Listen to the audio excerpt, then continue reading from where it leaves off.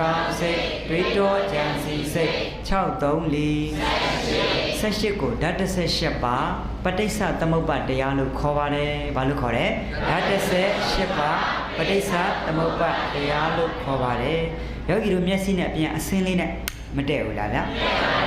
သူတို့နှစ်ခုကအကြောင်းသူတို့နှစ်ခုကမြင်စိတ်ကလေးက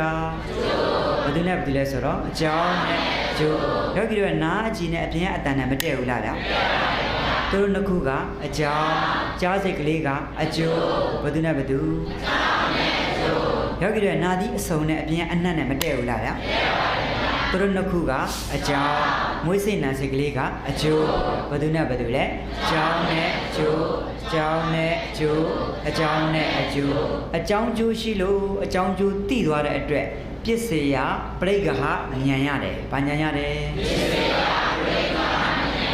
အဲ့ဒီဉာဏ်နဲ့ရောက်သို့လောဝိသိကိစ္စပြုတ်သွားတယ်။သို့လောဝိသိကိစ္စတဏှိယောဂီရဲ့လျာနဲ့အပြင်အရတာမတည့်ဘူးလားဗျာ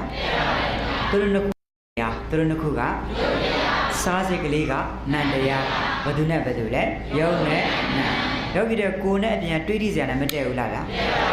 သူတို့နှစ်ခုကယုတ်တရားယာနာကောင်းစိတ်ကလေးကနန္တရားဘယ်သူနဲ့ဘယ်သူလဲယုံနဲ့နာယောဂီရဲ့ဟာရယဝတ္ထုမနောအကြည်နဲ့အပြင်ကြံတွေးစရာနဲ့မတည့်ဘူးလားဗျာသူတို့နှစ်ခုကယုတ်တရားတွေးတောကြံစီစိတ်ကလေးကနန္တရားဘယ်သူနဲ့ဘယ်သူလဲယုံနဲ့နာယုံနဲ့နာယုံနဲ့နာယုံနာဆိုတာခန္ဓာဘယ်နှပါးကိုဆိုတယ်ခန္ဓာ၅ပါးယုံနာ2ပါးပဲရှိတယ်လို့သိတဲ့သူတော်ကောင်းတို့နာမ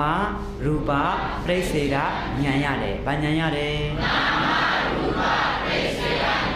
အဲ့ဒီဉာဏ်နဲ့ရောက်ရောသူပဲငါပဲယူရတက်ကဒိဋ္ဌိပါပြသွား။ပြုတ်ပါဘူး။ကဲယောဂီတို့ပြစ္ဆေယပရိက္ခဉာဏ်ရတာဘယ်သူပြုတ်ဝိသိကိစ္စ